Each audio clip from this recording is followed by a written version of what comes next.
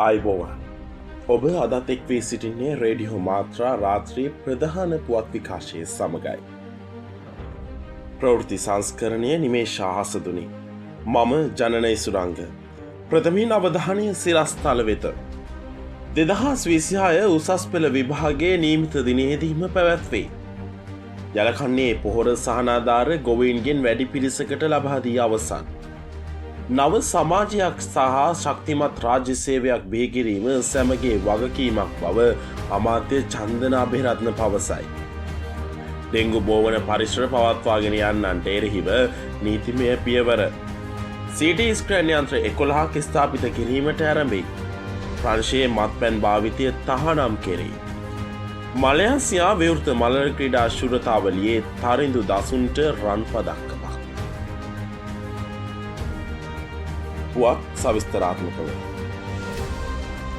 2026 අගෝස්තු මාස 10 වන දින ආරම්භ කිරීමට සැලසුම් කර ඇති අධ්‍යයන පොදු සහතික පත්‍ර උසස් පෙළ විභාගය තවදුරටත් කල් දමන ලෙස විවිධ පාර්ශ්ව ඉල්ලා සිටියද එහි කාලවකවානුව සංශෝධනය කිරීමේ අවශ්‍යතාවයක් නොමැති බව අධ්‍යාපන උසස් අධ්‍යාපන හා වෘත්තීය අධ්‍යාපන අමාත්‍යාංශයේ විශේෂ නිවේදනයක් නිකුත් කළා.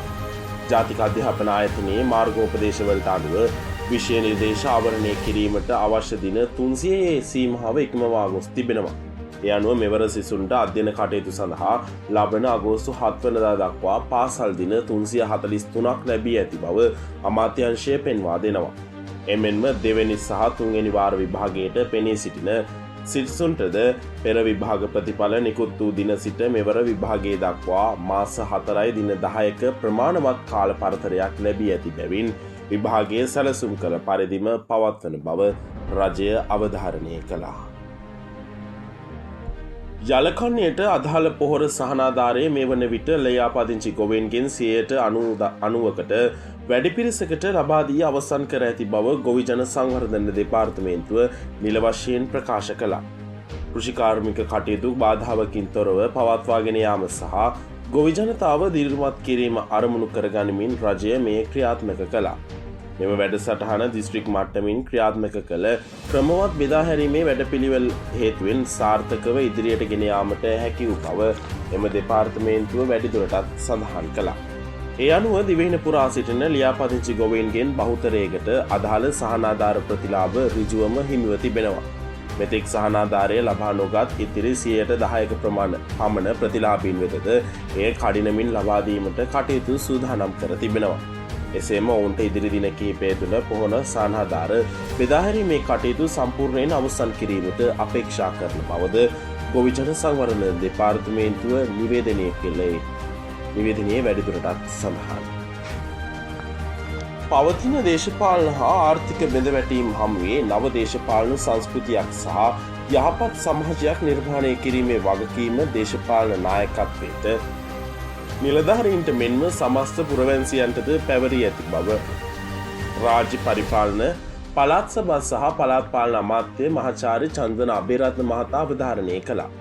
මූලික විමර්ශනවල ප්‍රතිඵල මහා පැමිණිලි මෙහෙයවන නිලධාරීන්ගේ දෙවන පුහුණු වැඩසටහන නිම කළ නිලධාරීන් වෙනුවෙන් නාරාහෙන් පිට නිල මැදුරේ පැවති සහතික පත්‍ර ප්‍රදානෝත්සවයට එක්වමින් ඔහු මේ බව සඳහන් කළා.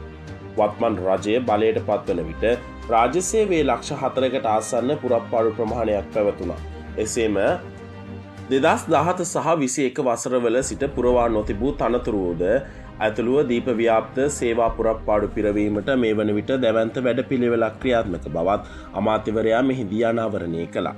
රාජ්‍ය සේවයේ ශක්තිමත් කිරීම සඳහා බඳවා ගැනීම මෙන්ම වැටුප් වැඩි කිරීමට පියවරගෙන ඇති බවද එම මහතා ප්‍රකාශ කර සිටියා. ඒ සමගම ඔහු රාජ්‍ය සේවයේ දූෂණ වංචා හා අක්‍රමිකතා වැළැක්වීම සඳහා රට තුළ පොදුවේ නීතිය ක්‍රියාත්මක කිරීමේ අවශ්‍යතාවද මෙහිදී දැඩිව අවධාරණය කළා. ඩෙංගු මතුරුවන් බෝවන ආකාරයට නොසැලකිලිමත් ලෙස පරිශ්‍ර පවත්වාගෙන යන පුද්ගලයන්ට එරෙහිව දැඩිව නීතිය ක්‍රියාත්මක කිරීමට ශ්‍රී ලංකා පොලිසිය පියවරගෙන තිබෙනවා. සෞඛ්‍ය අංශ සහ රාජ්‍ය ආයතන සමග එක්ව ක්‍රියාත්මක කරන විශේෂ ඩෙංගු මර්ධන වැඩසටහන් වලට සමගාමීව මෙම පියවරගෙන තිබෙනවා. මෙහිදී ඩෙංගු මදුරුවන් බෝවන ලෙස පරිශ්‍ර පවත්වාගෙන යන්නන්ට ප්‍රථමයෙන් අවවාද කරනු ලැබෙනවා. ඉන් පසුවද සිදු කරන නිරන්තර පරීක්ෂාවලදී දිගින් දිගටම නොසලකිලිමත්ව ක්‍රියා කරන පිරිස් වෙත මෙලෙස දැඩි නීතිමය පියවරයන්ට මුහුණ දීමට සිදුවන බව සඳහන්. ඒ අනුව ක්‍රියාත්මක වූ විශේෂ සෝදිසි මෙහෙයුම්වලදී ඩෙංගු මදුරුවන් බෝවීමට ඉඩ සැලසෙන පරිදි තම පරිශ්‍රයන් පවත්වාගෙන ගිය පුද්ගලයන් 76 දෙනෙකුට එරෙහිව මෙම සතිය තුළ පමණක් අධිකරණය හමුවේ නඩු පැවරීමට ශ්‍රී ලංකා පොලිසිය කටයුතු කර තිබෙනවා. රෝග ව්‍යාප්තිය පාලනය කිරීම සහ මහජන සෞඛ්‍ය සුරක්ෂිතය කිරීම වෙනුවෙන් මෙම නීතිමය ක්‍රියාමාර්ග අඛණ්ඩව ඉදිරියටත් දැඩිව ක්‍රියාත්මක කරන බව පොලිස් නිවේදනයේ වැඩිදුරටත් සඳහන්. ආඝාත පිළිකා හා හෘද රෝග ඇතුළු රෝග විනිශ්චය සේවාවන් පුළුල් කිරීම සඳහා අධිතාක්ෂණික නවීනතම CT ස්කෑන් යන්ත්‍ර 11ක් මෙරට රෝහල් පද්ධතියට ස්ථාපිත කිරීමේ කටයුතු සෞඛ්‍ය අමාත්‍යාංශය විසින් ආරම්භ කර තිබෙනවා. ඒ රුපියල් මිලියන 1950ක වියදමකින් සෞඛ්‍ය අමාත්‍යවරයාගේ උපදෙස් පරිදි ක්‍රියාත්මක මෙම වැඩසටහන යටතේ කළුතර ශික්ෂණ රෝහල සඳහා රුපියල් මිලියන 200කට අධික වටිනාකමකින් යොත් 128 ස්ලයිස් CT ස්කෑන් යන්ත්‍ර සහ කුරුණෑගල ශික්ෂණ රෝහල සඳහා රුපියල් මිලියන 160ක වටිනාකමකින් යොත් යන්ත්‍රයක් දැනටම ස්ථාපිත කර අවසන්.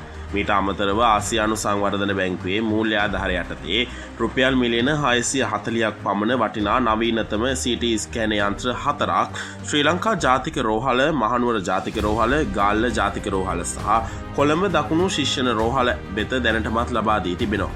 එම යන්ත්‍රවල ස්ථාපන කටයුතුද මේ වන විට කඩිනමින් සිදුවමින් පවතින බව සෞඛ්‍ය අමාත්‍යාංශය වැඩිදුරටත් නිවේදනය කළා. දැන් විදෙස් පුවතක්. ප්‍රංශයේ පුරා පවතින අධික උෂ්ණත්වය වාර්තාගත මට්ටමකින් ඉහළ යාම හේතුවෙන් එරට පැවැත්වීමට නියමිත ජාතික සංගීත උළෙලේ ඇතැම් උත්සව අවස්ථාවන්හිදී මත්පැන් භාවිතය තහනම් කිරීමට බලධාරීන් පියවරගෙන තිබෙනවා. මිලියන සංඛ්‍යාත ජනතාවක් සහභාගී වන මෙම උළෙල පැවැත්වෙන පසුබිමක ප්‍රංශයේ දෙපාර්තමේන්තු 35ක් සඳහා දැඩි තාප තරංග අනතුරුව ඇඟවීම් නිකුත් කර තිබෙනවා. එසේම රතු නිවේදන නිකුත් කර ඇති පොදු ස්ථානවල මත්පැන් පානය කිරීම සම්පූර්ණයෙන්ම තහනම් කර තිබෙනවා. අධික උණුසුම හැමේ මත්පැන් භාවිතය සෞඛ්‍ය අවදානම ඉහළ රංගන බැවින් රජයේ සහ රාජ්‍ය ආයතන මගින් සංවිධානය කරන උත්සව සඳහා මත්පැන් ලබා නොදෙන ලෙස අග්‍රාමාත්‍ය සෙබස්තියන් ලෙකොර්නි මහතාගේ කාර්යාලයේ උපදෙස් ලබා දී තිබෙනවා. කාලගුණ අනාවැකිවලට අනුව ඉදිරි දිනවලදී ප්‍රංශයේ ඇතැම් ප්‍රදේශවල උෂ්ණත්වය සෙල්සියස් අංශක 39 සිට 41 දක්වා ඉහළ යා හැකි අතර එය ප්‍රංශ ඉතිහාසයේ වාර්තාගත වන ඉහළම උෂ්ණත්වය වනු ඇතැයිද බලධාරීන් අනතුරු අඟවනවා. දැන් ක්‍රීඩා පුවතක්. 2026 මලයාසියා විවෘත මල්ල ක්‍රීඩා ශූරතාවලියේ පිරිමි උස පැනීමේ ඉසව්වෙන් රන් පදක්කමක් දිනා ගැනීමට ශ්‍රී ලංකාවේ ප්‍රමුඛ පෙළේ මල්ල ක්‍රීඩක තරිඳු දසුන් සමත්ව තිබෙනවා. ජාත්‍යන්තර ක්‍රීඩකින් රැසක් මධ්‍යයේ ශ්‍රී ලංකාවට මහත් අභිමානයක් අත්කර දුන් ඔහු මෙම තරගාවලියේදී මීටර 2.2ක දක්ෂතාවක් ප්‍රදර්ශනය කළා.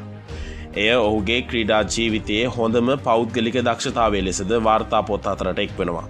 මීට පෙර මීටර 2.1ක උපරිම දක්ෂතාවක් දක්වා තිබූ තරිඳු දසුන් මෙවර ප්‍රදර්ශනය කළ මෙම ඉහළ දක්ෂතාවය හේතුවෙන් ශ්‍රී ලංකාවේ උස පැනීමේ ඉසව්වේ ඉදිරි ගමන පිළිබඳව ජාත්‍යන්තර මට්ටමින්ද දැඩි අවධානයක් දිනා ගැනීමට සමත්ව තිබෙනවා. රේඩියෝ මාත්‍රා රාත්‍රී ප්‍රධාන පුවත් විකාශය මින් අවසන්. ඔබ සැමට සුබ රාත්‍රියක්.